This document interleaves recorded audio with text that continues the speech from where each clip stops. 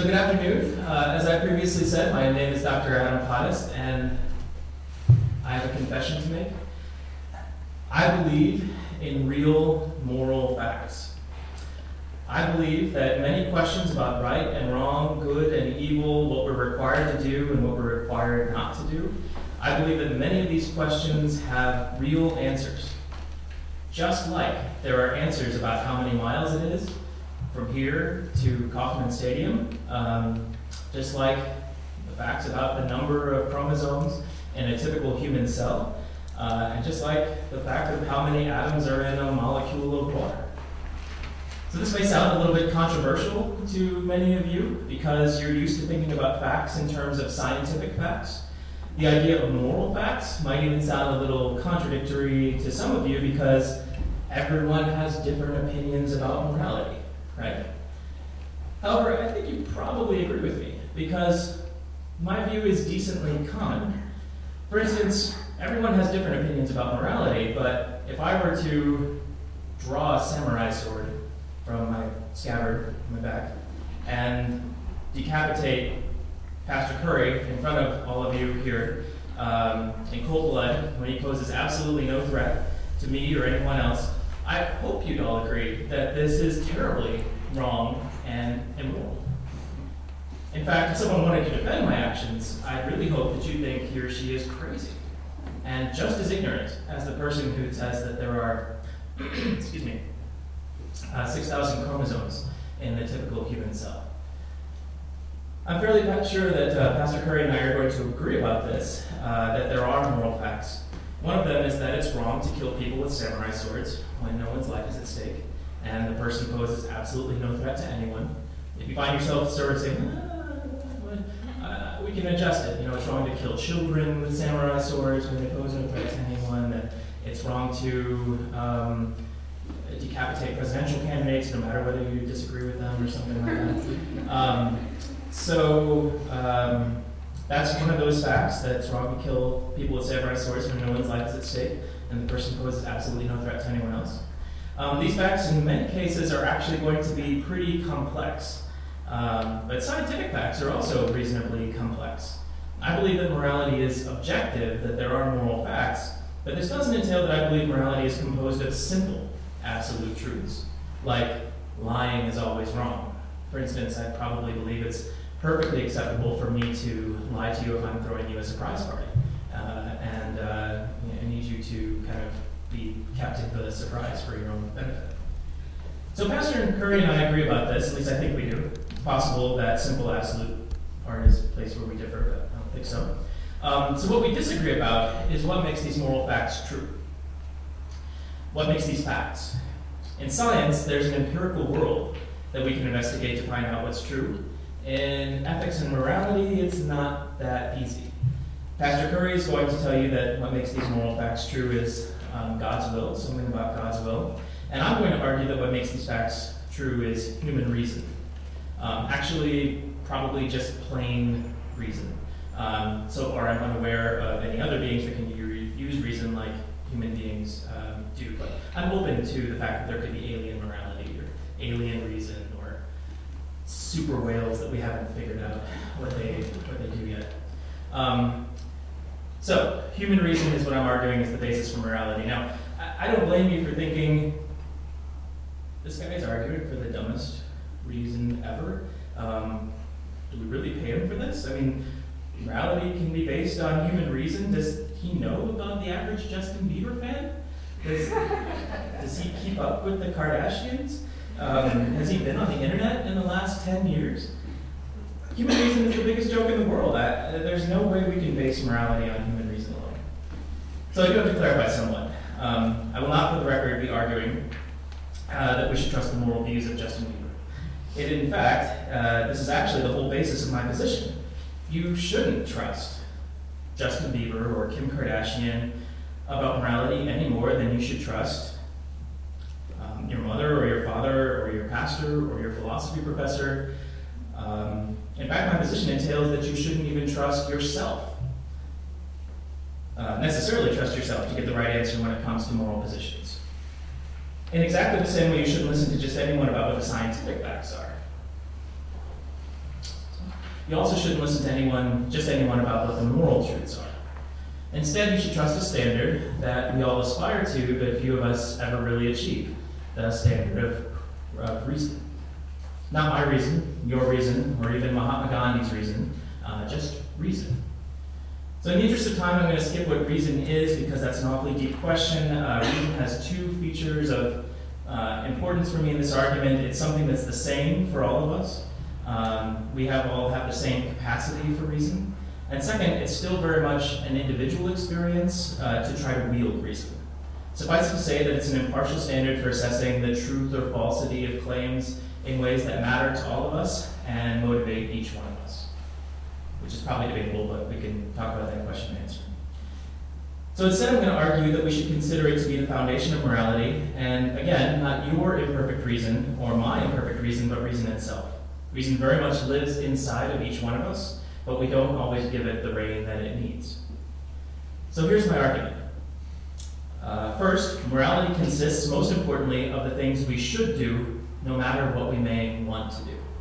I may desperately want a new Tesla Model 3 electric car that goes from 0 to 60 in 6 seconds. Those are awesome. They're just unveiled like this week. But unless I have $35,000 sitting around, I should not steal the one I might see sitting on Broadway in Kansas City with the keys in the ignition when there are no security cameras around. Even if there were no consequences to my stealing the car, I should not do that. So call this idea that morality should be an overriding concern. Second, morality, another feature of it that I'm going to try to get onto is that moral fact should be universal. If something's a moral fact it applies to everyone in the same circumstances, just as the number of chromosomes in a typical human cell doesn't change depending on who is looking, what kind of day you've had, what kind of microscope you're looking through. Actually, I don't know if chromosomes can be viewed under microscopes. I just probably made a fool of myself in front of the chemists. Moral facts should be complex facts that we all agree to as well, just like we can all agree that it's wrong for me to decapitate Professor Curry with a samurai sword without telling him first. So finally, moral facts should correctly track moral responsibility. If I do something that is a fact I shouldn't do, I should be able to be blamed. And similarly, if I choose to do something tremendously good, especially if I don't want to do it, I should deserve positive responsibility for that too. I submit that the only faculty that can account for these three features of morality, overriding concern, universality, and tracking moral responsibility, is reason. First, reason properly wielded gives us a concern that's truly overriding. As human beings, we can all have different concerns and desires. I crave pizza, you crave Chinese food. The fact that I want pizza isn't a good reason for you to eat pizza. It's only a good reason for me to eat pizza. But reason consists of the concerns we all share. What matters to all of us. It matters no matter what your desires are. Thus, properly wielded, it is overriding of our desires. Second, as I've stipulated above, reason is the same for all of us. None of us are perfect reasoners, presumably because sometimes our desires and concerns get in the way. But acknowledging that implies that reason is something that is the same great standard for all of us. So if morality is based on reason, it can truly be said to be universal. Reason, when used not simply to accomplish our own desires, should yield the same actions for all of us. I need to go into a lot more detail here, but I actually think that a philosopher named Immanuel Kant said it best. The one overriding rule of morality is that we should not treat other people merely as means to our own ends, but we should treat them as ends in themselves. Third and finally, reason is the only thing that will satisfy our true need for responsibility. We cannot base morality on our desires because fundamentally we are not in control of these desires without reason. We cannot base morality on the will of another being because we're simply responding to the same kinds of pressure from this other being.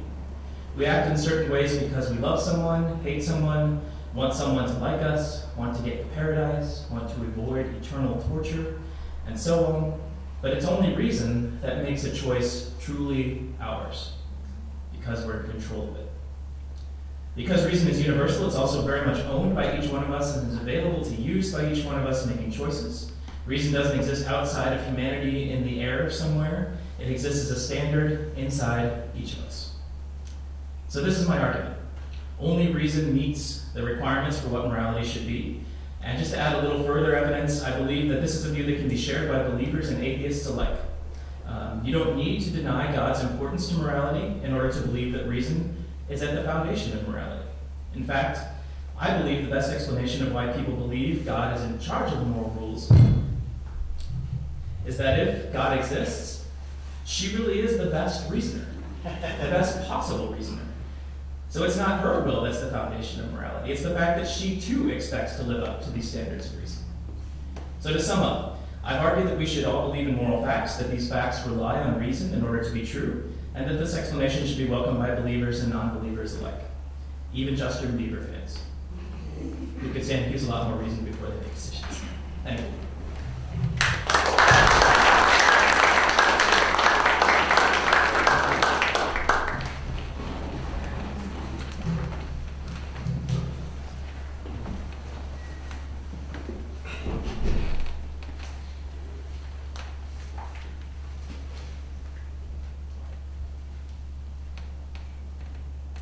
Well, all right. Well, thank you so very much for having me here today. It's a pleasure to be here to make the argument that morality does indeed hinge upon the will of God. I thank Dr. Potthast for inviting me to be a part of this fun thing, and I thank all of you for bothering to turn out. After all, an audience is what distinguishes a socially respectable debate from two men arguing in a closet somewhere. So thank you for making this respectable. As Dr. Potthast said, we do agree on a lot of things. Both of us are moral realists. Both of us do, in fact, believe that there are genuine, objective, universal, moral obligations and prohibitions that we ought to honor and respect and to live our lives in accordance with. And Dr. Potthast has articulated an understanding of what grounds morality in a way that I find attractive, at least to the extent that it goes.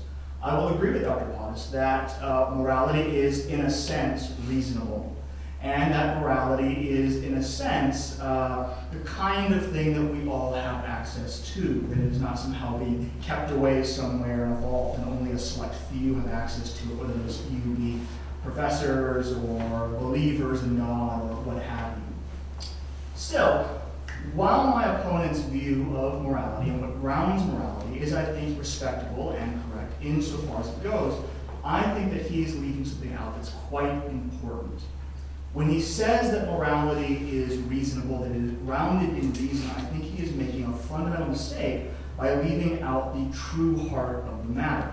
Because it seems like reason, however much might be a part of the mix, is not really the foundations of morality. And to consider how this might be the case, imagine this scenario. Think of the most powerful supercomputer that you can. Perhaps that's the computer that you own, and you don't know of any more powerful ones. Perhaps you're aware of even bigger stuff that's being held right now in IBM's labs, or something that's kind of fun and fantastical that would perhaps be brought into being in the future. The kind that can perform, gigantic amounts of processing, trillions of operations every second, able to calculate pi to billions of decimal places every moment, and on and on and on and on and on.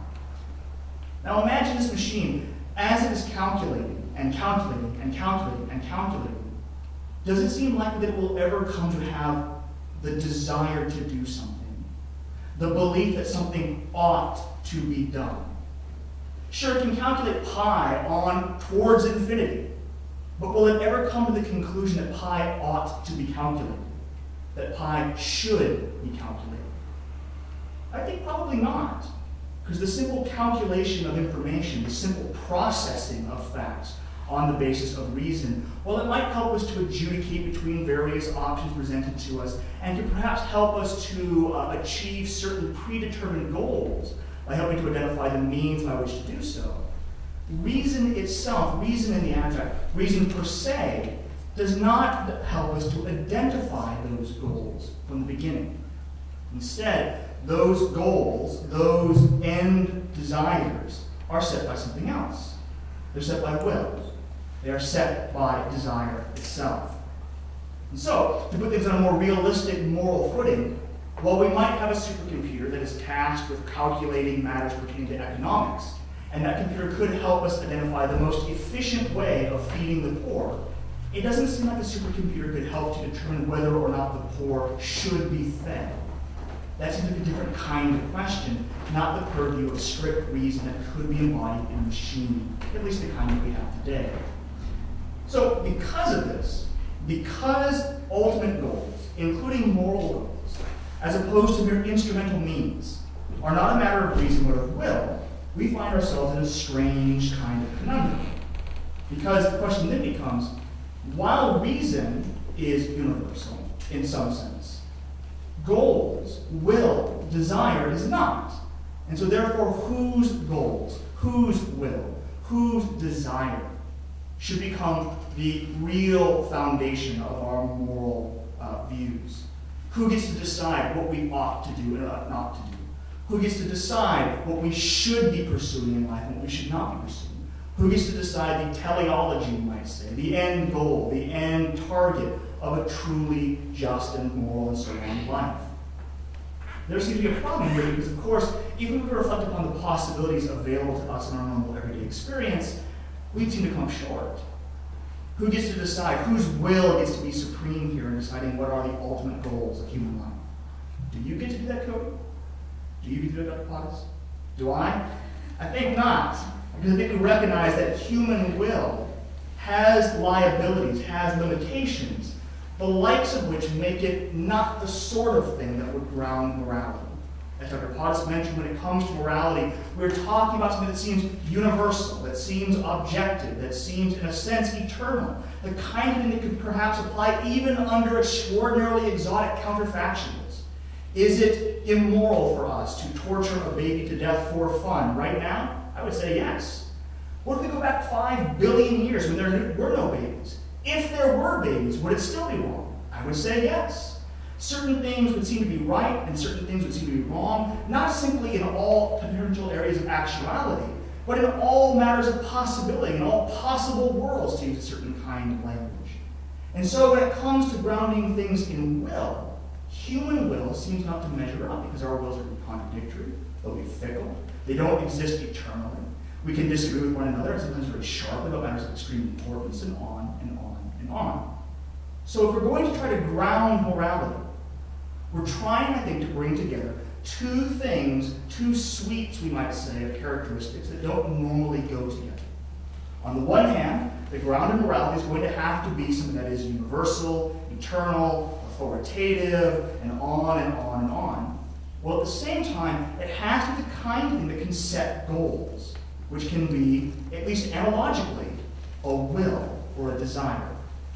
Now, what possibly might accommodate both of those sets of characteristics? What might be eternal and authoritative and absolute and on, while at the same time being willful and having desires? I submit to you that there is only one thing that comes to mind: the will of God. God, after all, is not a human being that is fickle and changes his mind from time to time. God, after all, is not the kind of being that will think one thing at one moment or at one place, and another thing at another moment in another place, circumscribed in time or space, or even in authority.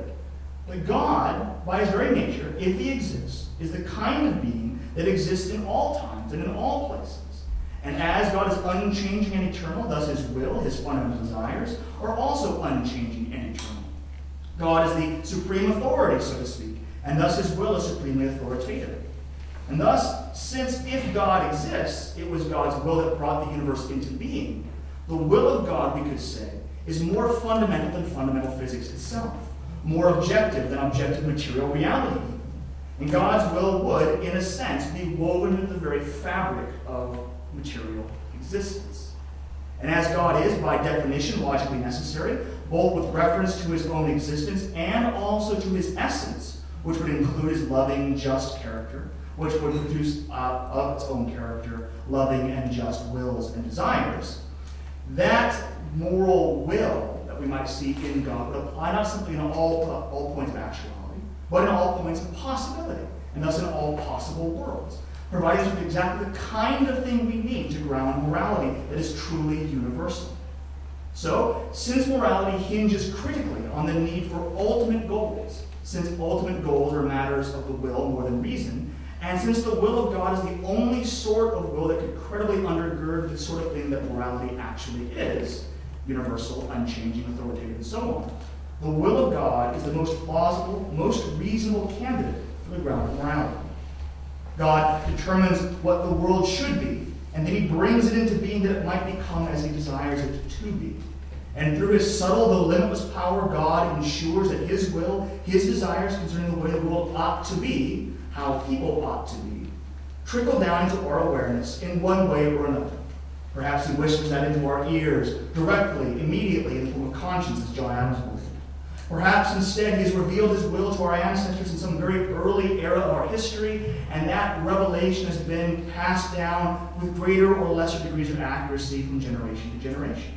Or perhaps God has subtly engineered the world as a whole in just such a way that evolution itself would inevitably compel us to evolve moral instincts that would reflect God's will for humanity.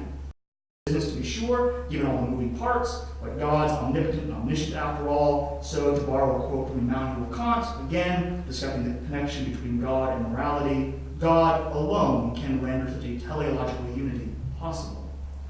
But however God might make his will known to us, however moral epistemology might work, when it comes to moral ontology, what makes morality morality, what makes it real, it does seem that the objective morality that we both believe in is best explained by appealing to the eternal, immutable, everywhere present will of God.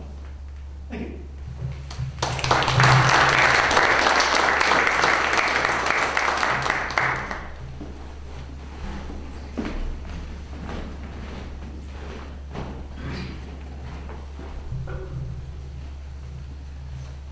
Okay, so now comes the fun part where I'm going to respond to some of the things that Pastor Curry has mentioned and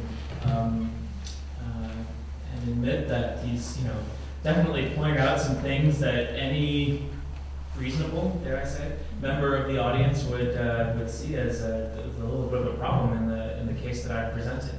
So I'm going to concentrate my remarks on two different areas. The first one will be the example of the supercomputer and using that as a model for reason. The second one I'm going to concentrate on is the idea that, choose one of these here because I got a bunch of them written down.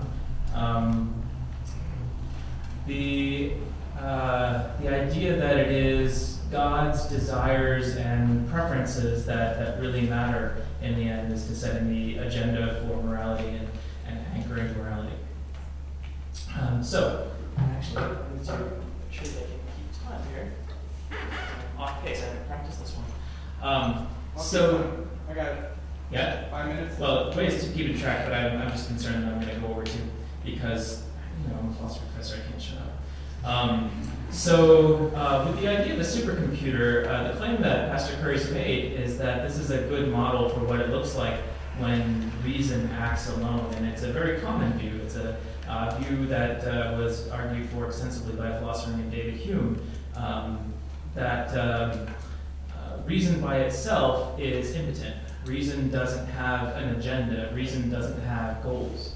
And coming from the tradition of Immanuel Kant, who is the person who kind of immediately followed David Hume, I actually don't believe that. I do believe that reason, left to its own devices, and I actually don't believe a supercomputer could necessarily do that. I think there's a little bit more to reason than calculation. But I believe that reason left to its own devices does present, have goals of its own.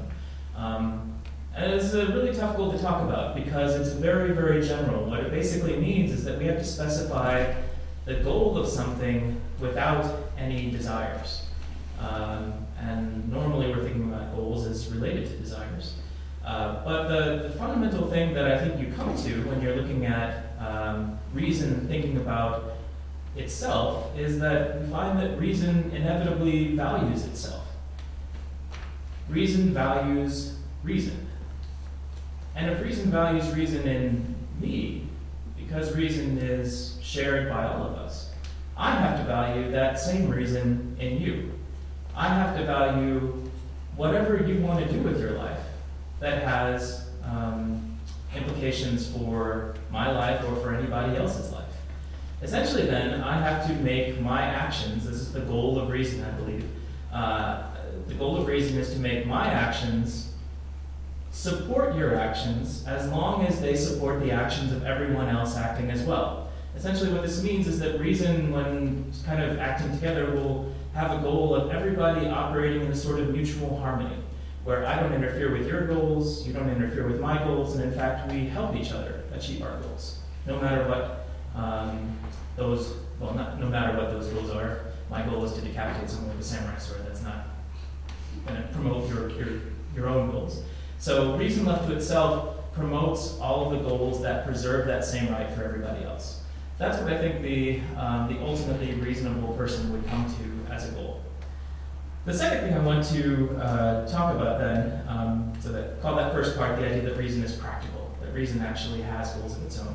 The second part is what it is about God's will that would make it authoritative for us as beings who want to follow that will. And I submit that while I don't want to disagree that there's such a thing as a loving God, there are certain gods that have been suggested by people throughout time that seem anything but loving, and we're not sure, which one of those gods we're dealing with. I would hope that we would try to follow the will of a being who was not just divine and authoritative, but a being that really had in mind supporting the goals of all of those beings who are like him or her. So I believe that we should really want to follow the will of a God who is not just loving towards some people and might have a different attitude towards other people, but I believe that we should follow the will of a God who is reasonable, who wants everybody who is part of his or her creation to be able to accomplish the goals that God would have created for the person on earth. So the challenge I have to Pastor Curry, might be Professor Curry sometime soon, is to identify why it's not the reason of such a God that makes that being worth following, especially when the gods that we've seen people worship and promote throughout history have had such a terrible time and terrible track record at keeping the peace. Thank you.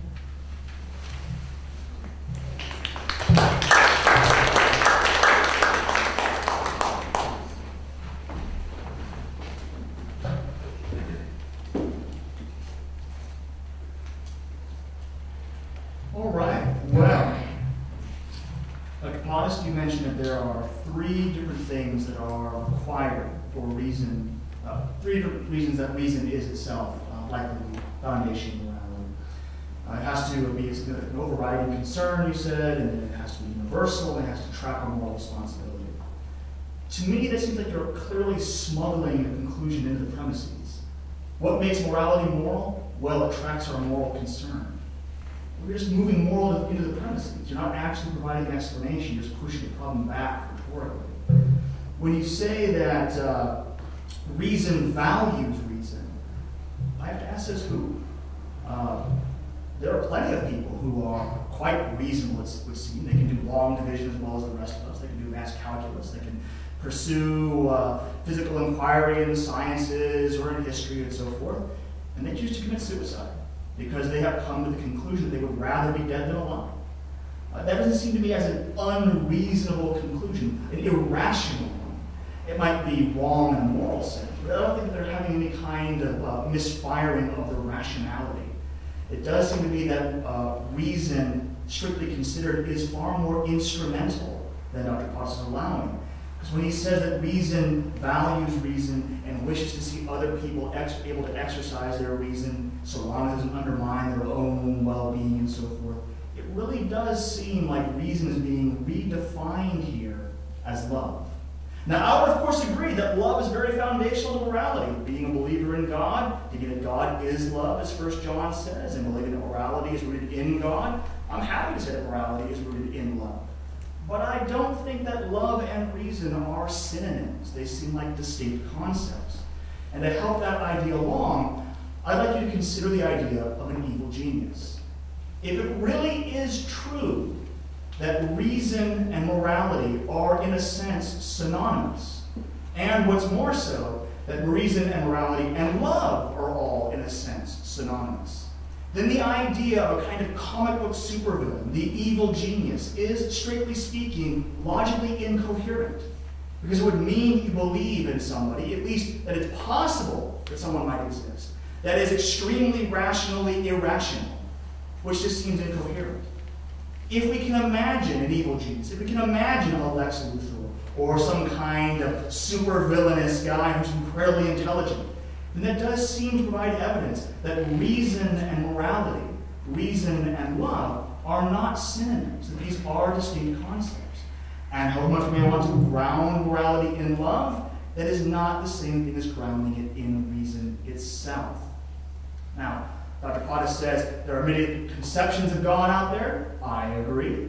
I do, though, think that the conception of God normally regarded as classical theism, the kind that's been promoted by, for example, Christianity, Judaism, Islam, and various forms of philosophically rigorous Hinduism, and which has continued to be defended even today by non-religious people under the guise of deism and rationalistic theism, that this very robust model of the divine can be called upon to do the heavy lifting when it comes to grounding morality.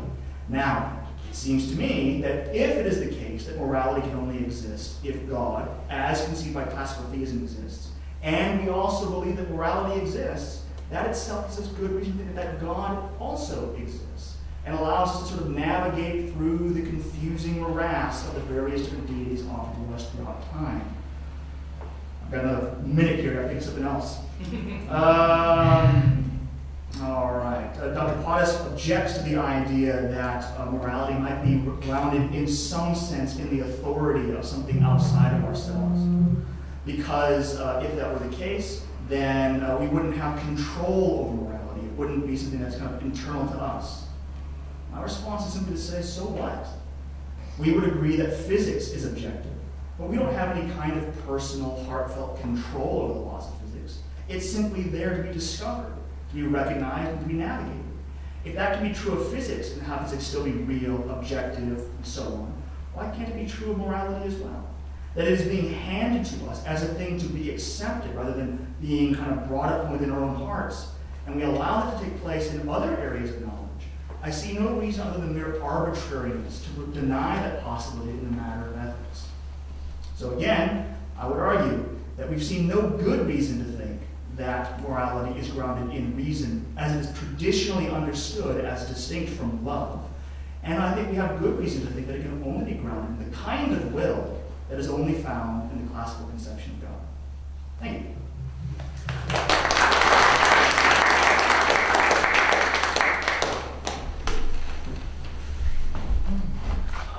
Okay. Can we do this part? I'm trying to drop my phone. I got a call there. Yeah. It's embarrassing. This is a low budget philosophy where you can be interrupted by a phone call. Yeah, so we have the time set aside for cross-examination here. I think that, I don't know, do you want to start by asking questions, or would you like me to start? Go right ahead. We'll kind of keep up the you, me, you, me sequence. Yeah, so, it's very, this is the hard part of the debate because it's tempting to sort of go, well, everything you just said, I've got something to respond to. But I want to do that. I want to ask you some questions about your position to better understand it. So I guess one of the questions that I worry about the most in thinking about God as the foundation of morality is one of the traditional worries, which is that those decisions and desires can be somewhat arbitrary. So there's the idea that God has made up his or her mind since the beginning of time. But if the foundations of morality are indeed sort of just dependent on God's desires, then wouldn't we have to, if God changed his or her mind about whether something was wrong or right, have a totally different standard that we would have to abide by? That seems a little bit like asking me if it really were the case that mathematics changed and 2 + 2 = 5, but we would have an obligation to live 2 + 2 = 5. I suppose per impossible, sure, why not? But because I think that God is what God is as a matter of logical necessity, that his essence and existence are the same thing, and on, go down those lines of philosophical theology if you want. That God is, by the very nature of the case, what he is and could not be otherwise. And so God's loving, just character is an essential, non-negotiable, immutable aspect of who he is, and his commands flow from his loving, just character. Now, those commands might change in the sense that the situation changes, and as circumstance changes, an unchanging agent might have his desires change in connection with that. But at every moment, his commands, his desires for us and for the world are still going to reflect his perfectly loving, perfectly just perspective and desires. So it might be the case that, it's conceivably the case that God could command different things at different times. But if all of those things are arising from the will of a perfectly just, perfectly loving, and perfectly rational being that knows the implication of what command he makes, that doesn't seem like a problem to me. That seems like an enormous benefit. And then following up on that, so if it really is the love part of God's character, excuse me, God's will, that anchors morality, I guess I do get a little concerned that people have had a very different feeling of what God is trying to communicate to them over the years in God's love. And I don't think this is the simple problem of, well, everybody might have been getting it wrong. I think this is a deeper problem in understanding what love might actually mean.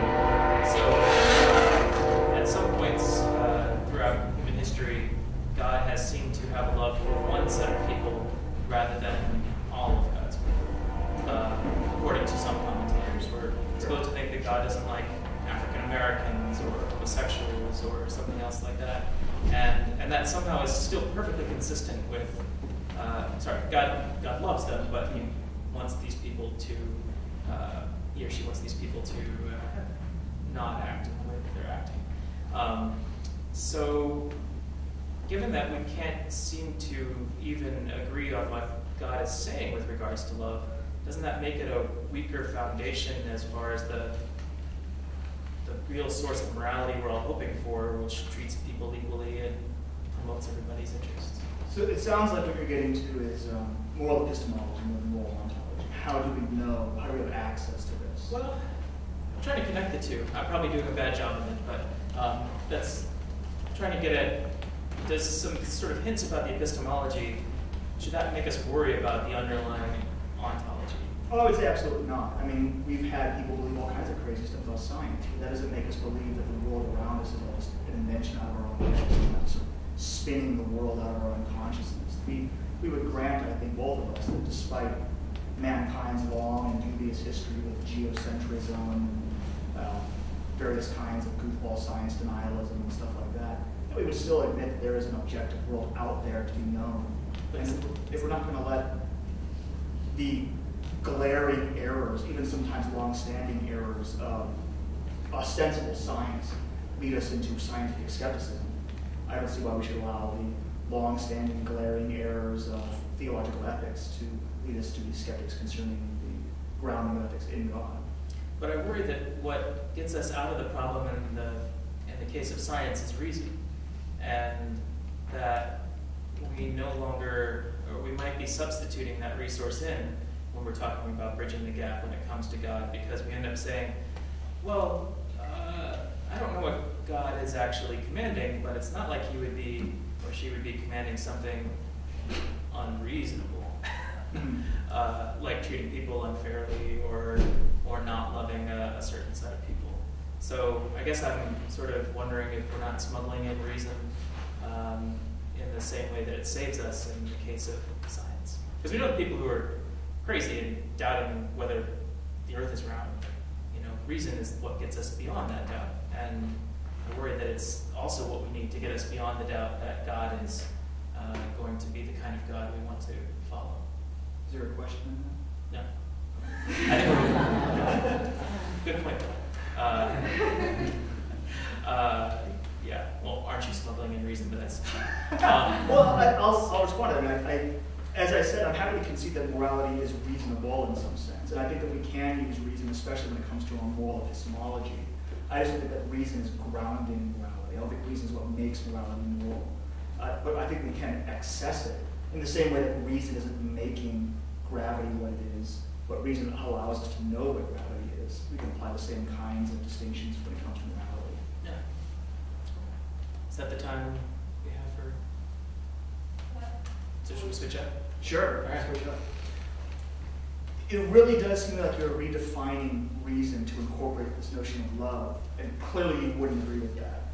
How do you avoid the charge that you are just conflating two radically dissimilar ideas? Yeah, it's a great question. So glad you asked that because I wanted to respond after the previous, after your rebuttal. I think reason and love are actually closer than people believe. So I'm not worried about the idea of redefining reason as much as discovering what it is that reason entails.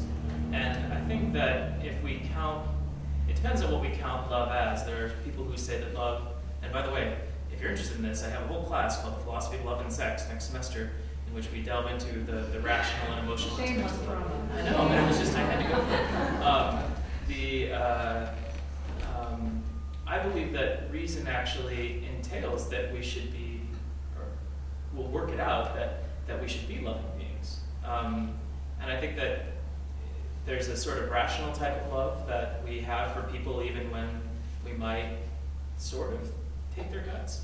That we use as a sort of in the same way we have morality to overcome our desires about people. And that part I think is very easily connected to reason. The second part, I think that you're accusing the argument of doing is conflating reason with the idea of the emotion of love. And I don't certainly want to be doing that because I don't believe that reason is an emotion.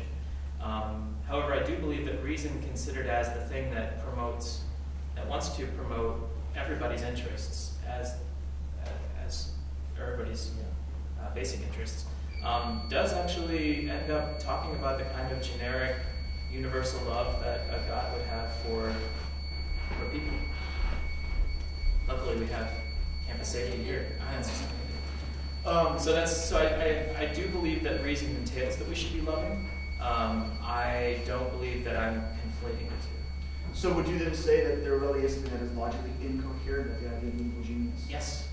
Really? Yeah. Well, not an evil genius. I want to make sure that I'm not sort of advertising reason as identical to intelligence. That's something that I definitely don't want to do.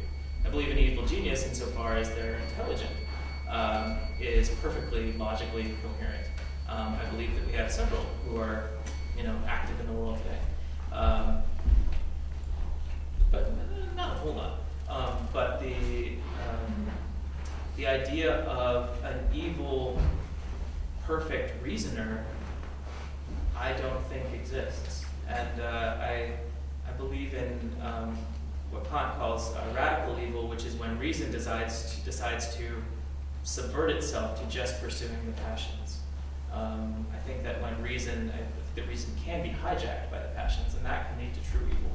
But I believe that when reason is allowed to reign, then the great reasoning villain is actually logically incoherent. So yes, it seems like it's just one more toying with definitions in a self-serving way. So at first it seems like you're merging reason and love, and now it seems like you're trying to separate reason and intelligence, which it seems like a distinction, not a difference. How do you avoid the charge that you're just redefining words to suit you? 19th century philosophy. So that's only a joke that two people in the audience will get, so thanks to Greg and Eva. I hate to say Immanuel Kant, but Immanuel Kant distinguished between theoretical reason, which is the kind of reason that you're talking about as calculation, and intelligence and being smart, which I don't think is the sum total of reason. He distinguished theoretical reason from practical reason. And considered as a whole, I believe reason has the calculation aspects, but I believe it also has the ability to motivate us and give us the power to overcome desires that we don't want to have active in our lives. So ultimately, I think reason is not just calculation, but also autonomy, the ability to give laws to ourselves to act when the world is telling us be a little different than people traditionally think of reason, but that's the definition that I'm working with. And I think it brings it closer to love. Are those noises being input? Oh, okay. We don't know. Okay. So is that okay? Do you have the final? I mean, yeah, can you ask a it short seems- rhetorical question and have the last word? 'Cause I did that, so it's only fair. Yeah, it does. It does seem like we're coming to an impasse, though, just because it does feel like you're redefining words in a self-serving way. I prefer to define it in a morality-serving way, but Okay. All right. disagree. Okay. Thank you. All right. All right.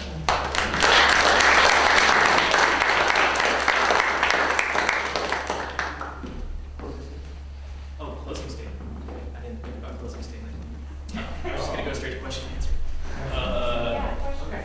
Question. You want to do that? All right. Question. You can have a closing statement. No, that's all right. Yeah, so let's just move on to question and answers. Really, anything, like I said, is fair game. This isn't part of the grades, but Pastor, so are you saying that no one truly knows God if we always get the interpretation of what the true meaning of God is? Because the professor brought up that everyone has like a different idea of what God would want and all that, and it seems like you're excusing everybody, for past transgressions or whatever, like when Jews were persecuted in the name of religion, et cetera, et cetera, et cetera. So are you saying that no one truly knows God, that it's something we've yet to figure out, or are you saying? Well, I would definitely say that no one knows God in the fullness of who God is. And that there's an element in which we'll always be approaching an understanding of God, but never quite attaining it. So I'm enough of a skeptical theist to say that God is ineffable in some way, incomprehensible. I wouldn't want to push that to a radical degree, though. And I do think that people have some understanding of God, at least analogically. So in those times when people have gotten God wrong, they've gotten God wrong. In those 50 times they've gotten God right, they've gotten God right. I'm simply arguing that the fact that people have gotten God wrong doesn't in any way undermine the foundation of morality being in God, if that is in fact the case. So then to add to that, sorry, would you say that each person, each individual that is a believer has his or her own God? That just like we all have I wouldn't say that. I would say that they our own like moral compass. Yeah, I wouldn't say that. I would say that perhaps different people have different conceptions of God, and those might be subtly different from person to person to person to person. But a conception of God and God himself or herself, to go along with the Protestant, God that transcends gender, those two things are distinct. I mean, I don't believe that God is reducible to our understanding of God, any more than an ocean is reducible to an oceanographic chart. They're two different things. Even though one is a helpful guide to the other, they're not the same thing. Good. Just say before we take another question, I want to, in the interest of intellectual honesty, say I'm helping myself to exactly the same argument that Pastor Curry is helping himself to, in that people have different conceptions of reason, but deep down, there's something that we might all have gotten wrong about reason throughout the ages. So then do you think it's an instinct thing? Because you mentioned torturing babies, we know that's wrong, but we're born knowing how to breathe, we're born knowing that we need to blink, things like that. I feel like I was born knowing that I shouldn't torture a baby. I don't feel like anybody ever had to tell me that. Sure. So how do you separate what God tells us from instinct? Well, as I mentioned in my opening statement, I'm open to the possibility that God has both of our instincts so that we are aware of his will and desire here. So I'm by no means asserting that the only way to know what God wants you to do is to read your Bible. So I'm not saying that. I think that Australian Aborigines that have never read the Bible thousands of years ago, they would have understood that you shouldn't be torturing babies just as much as the faithful Jewish scribe reading his Bible in Palestine. I'm not making that claim. I mean, I don't have a firm preference when it comes to moral epistemology. How do we know what God wills? I think there's a number of options available to us, and divinely molded instinct might be one of those options. I have a question. I'd like for both of you to answer. I'm Stephen Terry. I work here. If Sorry, morality, Dr. Stephen Terry. yes. So if morality is grounded in reason, okay. So I want to say this first. So if morality is grounded in reason, and we all think that it's reasonable that we are supposed to live and cherish life, right? So if morality is grounded in reason, and we all believe that it is reasonable that we all want to live, right? Then how would both of you describe what happens when a father steps in front of a car to save their baby's life? Because that would seem unreasonable. Yeah. Let me take this first step. Go right ahead. So I think that it's perfectly in line with the idea that it's reasonable, and I agree that reason cherishes life. I think that's a great way to put it, even if cherish is an emotion. But I believe that reason cherishes life because it takes ownership of it, and should cherish it in each person as much as it is in ourselves.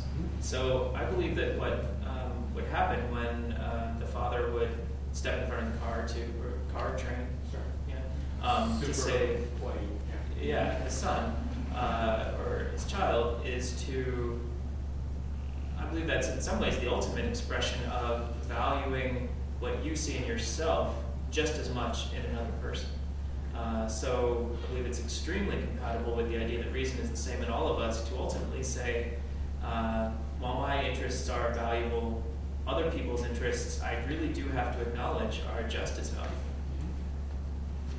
Thank you, Father.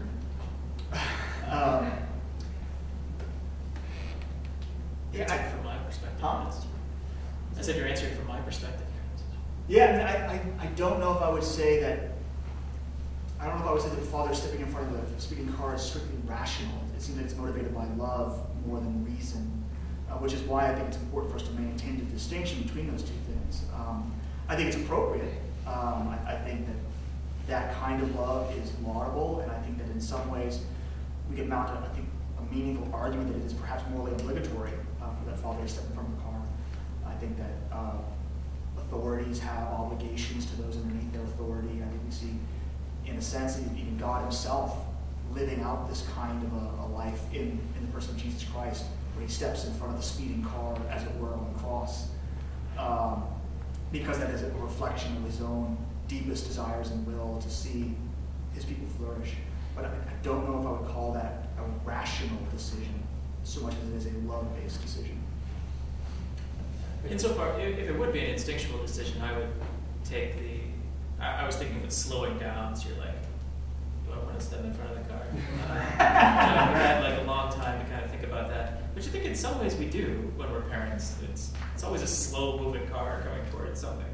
But if it was just an instinctual thing, I would say that actually following my moral theory, it's actually not morally laudable because we're not actually in control of it. So as much as somebody's flying towards me and I pull up my samurai sword and I kill him. Thank you. Dr. Evans, Dr. Clay, come back to that. Okay, he's good.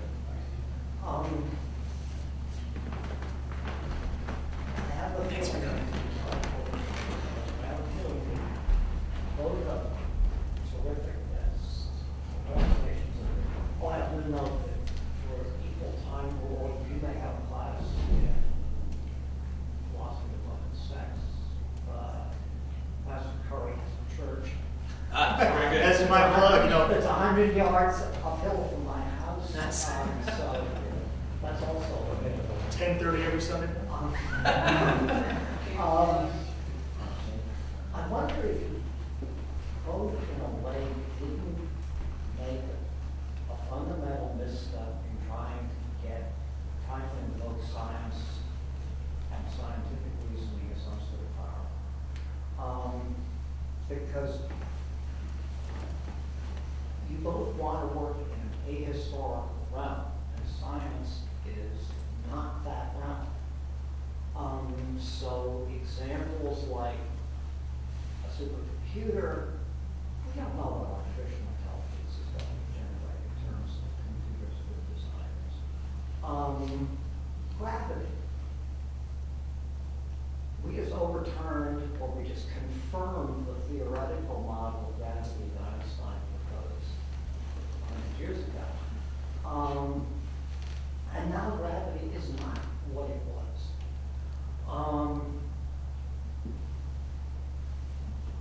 If we look at Thomas Kuhn's The Structure of Scientific Revolutions, we realize that science does make these paradigm shifts. So I think my question, mostly to Reverend Curry, can God change God's mind?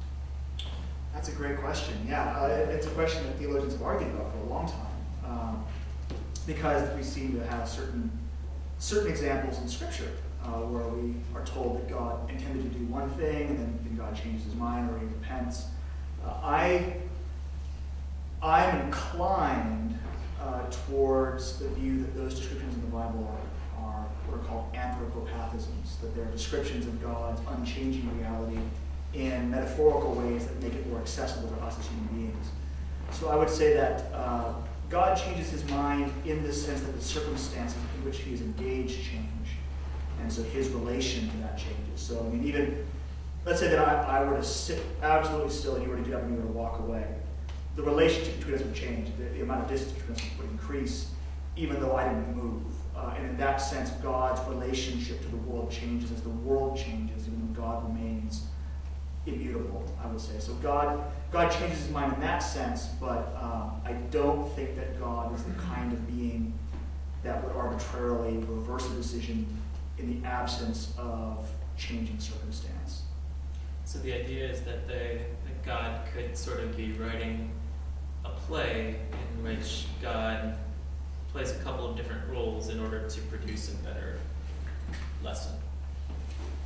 I was trying to write down anthropopathism because that's my vocabulary word. Oh yeah, so the word anthropomorphism is very much more common, where you imagine a non-human thing in the shape of a human, so anthropomorphism. Anthropopathism is a way of imagining a non-human thing having human emotions. Okay. So we see anthropomorphism in the Bible where it talks about God walking through the garden and talks about God gathering his children as a chick gathers, or a hen gathers its chicks. And we recognize that these things are metaphor. Generally speaking, similar kinds of thought have been applied to the emotional descriptions of God. But these are, again, metaphor. That it's analogically true. I mean, that when the Bible says that God is love, for example, that might not be the exact same kind of love that we have towards our kids, but it's closer to that emotion than to anything else that we have experience of. So it's the closest analogy we have. Anthropopathism would allow for descriptions of God changing his mind and stuff like that. Just to respond to Dr. Atkinson's point about objectivity,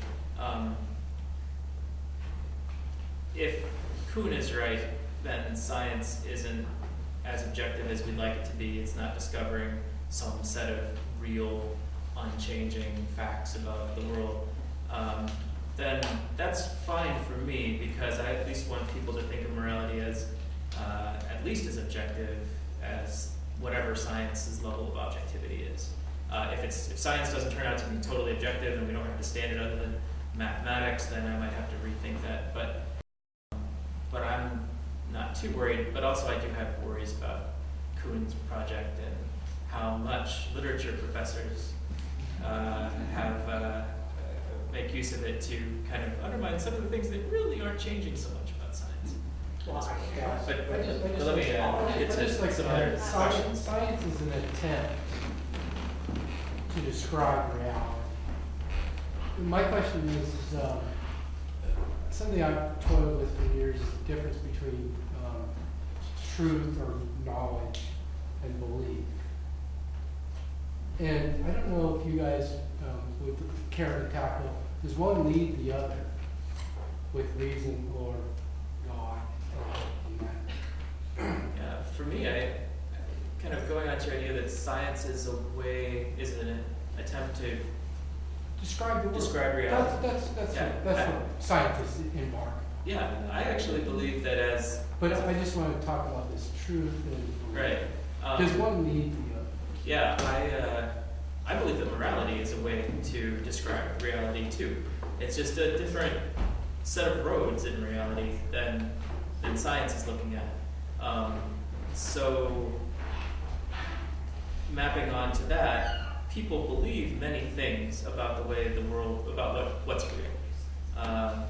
They might believe that the moon is made of cheese. They might believe that if you mix things in water enough times that it will solve your medical ailments or something. So everybody has a belief about how the world works. For me, the truth is the way the world works. And in morality, you get the same distinction where people might believe that it's okay to destroy a weapon that's vital to a species thriving or something. But the truth is that I think after enough moral analysis, we can see that it's actually not okay.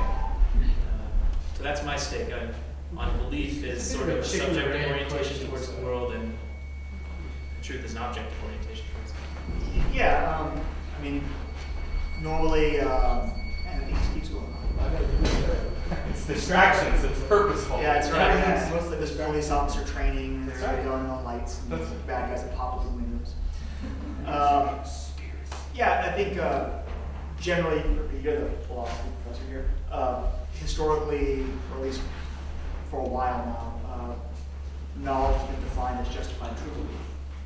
And so truth is bound up in knowledge, and belief is a part of that as well. I mean, knowledge partakes of both truth and belief. So it's a constituent element. But I would want to distinguish between the two, precisely because I don't think that the views, for example, any random person constitute what God is, but simply seek to describe what God is to greater or lesser degrees of accuracy. And people can get it wrong, and I think sometimes what they do is dramatically wrong. I think the same is true of our wider world. And so, yeah, there are these paradigm shifts, there are these revolutions, as Kuhn says, but I would want to maintain a kind of overall orientation of critical realism, both towards the world and towards God. I don't think that either of these things are just projections of my own mind. I am, at the end of the day, a Christian minister. I'm not a Hindu mystic. I don't think that I'm making the world with my beliefs. So it's a very weird world. Well, isn't that by definition the essence of God? What you're all saying? I mean, that any kind of which belief you're in, that God is all over, all knowing in everything. And so essentially, it's about what point you come in. Whereas one is saying that essence is there, from the beginning and guiding us, and then you're already in that. So you pick up the morality, which is an expression of that essence. Since I am not God, but I am of God. So that essence in the very basic quantum, particle theory, every software is embedded in us. And so that's a natural consequence of exploration, the ground to what it means and so on and so forth. So really it may all be absolute, but our understanding of it isn't then. And that's the search of religion and science.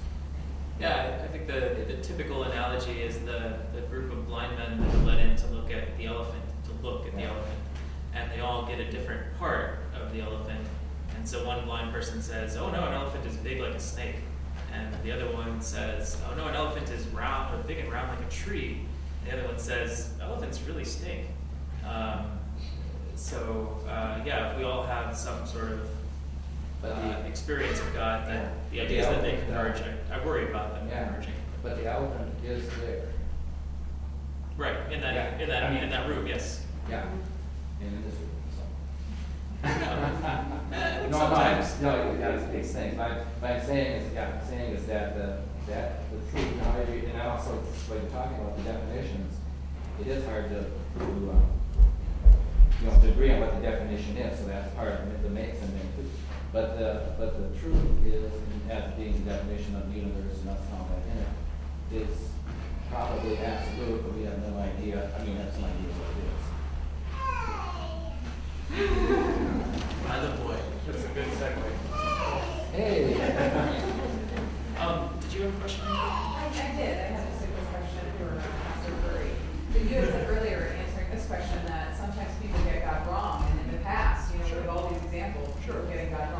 thing.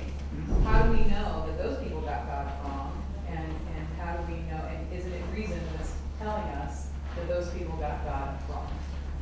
To a degree, yeah. As I've said, I think that when it comes to our apprehension of moral truth, as opposed to its foundations, our apprehension of moral truth can very much be guided by reason. So moral epistemology as opposed to moral ontology. So absolutely, I think that our advances in philosophy and science and other things like that have made certain conceptions of God very difficult to maintain. The idea that God is, more or less shaped like a really powerful chieftain who lives on a mountain, who's maybe 8 feet tall and is kind of shiny. That idea is not really going to hold up very well to scrutiny now in light of Big Bang cosmology and things like that. And so those conceptions of God, I think, have been undermined, at least in part, by an advance in scientific understanding or philosophical acumen, which are different aspects of reason investigation. I would also want to say that I think part of our advancing understanding of God, speaking as a Christian minister, is through a process of progressive revelation, where I believe that God has, in various specific institutions and moments and individuals, revealed more of himself than he has in the past. Again, he being used as a pronoun of convenience. So that, again, speaking as from my own tradition, I believe that I know a great deal more about who and what God is in light of Jesus Christ's life, death, and resurrection than I could have known without that. It's one of those things that I think helps me to understand God more as a being of love and solidarity with the poor and the weak than I probably would have had I lived 500 BC and I didn't have access to that kind of self-disclosure. One of the ways of illustrating the disagreement between Pastor Curry and myself might be to think of reason as a tool to come to know God, whose will constitutes morality, which I think Pastor Curry would be very comfortable with as describing. And my sort of view that the tool actually is the morality that we're coming to know, which I believe God, if God exists, uses to know morality as well.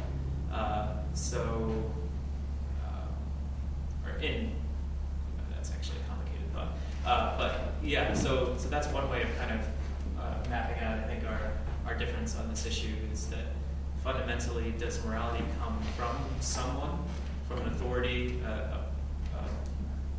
not a person necessarily when you're talking about God, or does morality come from a standard in a weird way? Yeah. I think people are much more used to thinking about morality as coming from authority figures, so it can be a little bit less of or more of an uphill battle. I wanted to run kind of a little bit with that. If there is a standard set by God for morality, and there are things happening all across the world, genocides, natural disasters, things like this, I can come to kind of either that he is, his reasoning behind it is, it's either, I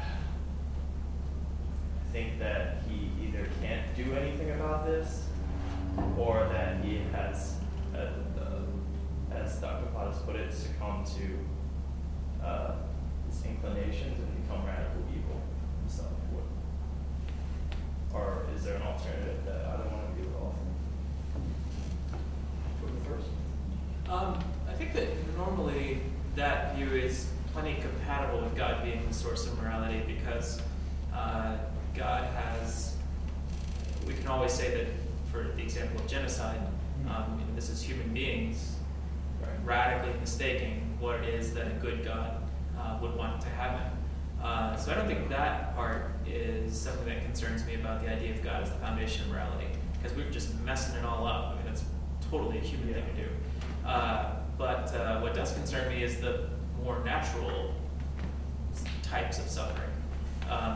Natural disasters. Yeah, thinking about why a God who really cared about us there's a host of answers that people give. But I don't know. I think that's more about an argument about God's possible impotence in the. Sorry, that's a terrible word. So we don't use it the way we use it now. But God's lack of power in dealing with some of the problems isn't necessarily a philosophical threat to God's being the possible source of morality. Right. That's just my take. Yeah, it sounds like what you're getting at is the classical problem of evil. If God is all-knowing, all-powerful, ever-present, perfectly good, why does he allow seemingly horrible things to happen in the world? As Dr. Potthast mentioned, there are a number of different approaches to this, philosophically and theologically. They're called theodicies, ways of justifying God. And there are a variety of them. One could say that God has morally sufficient reasons to allow bad things to happen. Dr. Potthast and I are both parents. I'm guessing, maybe I'm wrong, I'm guessing that you have all 4 vaccines. Yes. All right. Please. So, the kid's not dying. yeah. So Dr. Potthast and I have both taken our kids in to be vaccinated. And from the child's perspective, this is a nightmare. I mean, they're being handed to a stranger and then stuck with a needle, and they're screaming and crying. But both Dr. Potthast and I have loving motives behind this. We allow this bad thing to happen, experiencing pain, for the sake of bringing about a much better state of affairs on the other side of it, being inoculated against disease. And that kind of reasoning can be applied to the problem of evil, that God allows bad things to happen because allowing them to happen through that process allows greater goods to come online that would have not been possible otherwise. And we see this in a variety of different ways. One of my favorite little kind of literary examples is in the Silmarillion from Tolkien, where Tolkien talks about, I forget all the names, they're all crazy names. Like the big bad guy steals one of the Silmarils or something like that and rides away on a giant spider and kills the big world tree and all the demigods are there weeping, saying how rough it's going to be for everybody now. And one of the demigods said, but it will allow songs to be sung that never would have been possible before, songs of bravery and courage and sacrifice. And there's a degree to which that I think applies to our world. I mean, I think we recognize that things like bravery, endurance, these things are good things, and they wouldn't be possible in a world that was child-proofed in every possible way. The incredible acts of nobility that we see are made noble by virtue of the danger that they sometimes partake of and stuff like that. And we can look at other additional ways and talk about natural evil, earthquakes and tsunamis, and science has found that some of these things are tied in with processes that allow life to develop. If we didn't have plate tectonics, we wouldn't have tidal waves, we wouldn't have earthquakes that kill a lot of people. But if we didn't have plate tectonics, the mineral content of the topsoil would have eroded pretty quickly, and life would have gone extinct very fast. We never would have had people. So there seem to be greater goods made possible by these intermediate evils that philosophers and theologians would say justify God and allowing them to take place, at least on a macro level. We do have to wrap up because I'm supposed to be teaching a course at 1:30, and it's at least a 5-minute walk, and you've done more than enough work today, so it's time to go over. All right. Well, good So I just want to thank you very much.